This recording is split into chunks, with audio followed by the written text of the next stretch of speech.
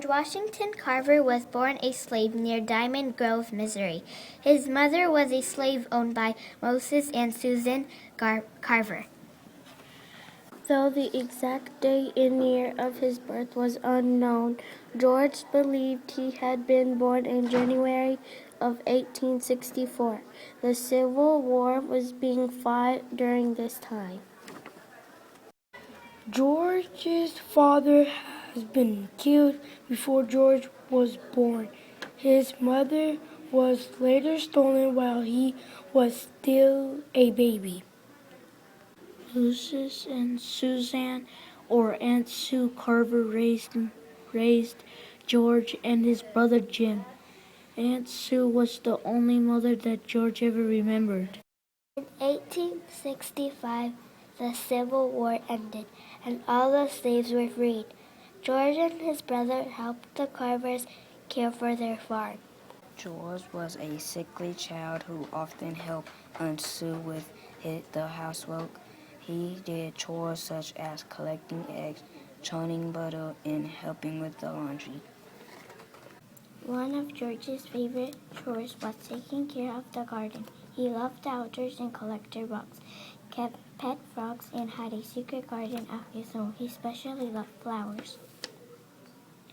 Curious about everything, Susan Carver taught George how to read.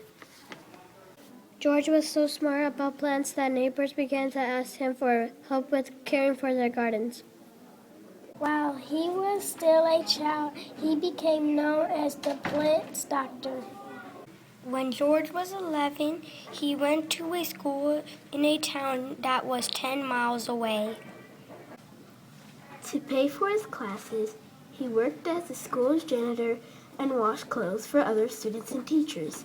Life during this time was not easy for George. His love for learning things was very strong, but very few colleges accepted black students at that time. After applying to many colleges, he was finally accepted into the Iowa State Agriculture College, where he became the college's very first black student. George earned his bachelor's degree in 1894. He became the first black teacher at Iowa State Agricultural College. He taught classes in chemistry and botany.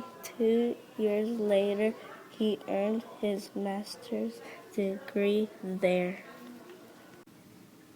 In 1896, Booker T. Washington invited George to teach at his school in Tuskegee, Alabama. Booker wanted George to design and run the agriculture school at Tuskegee Institute, one of the few colleges for blacks.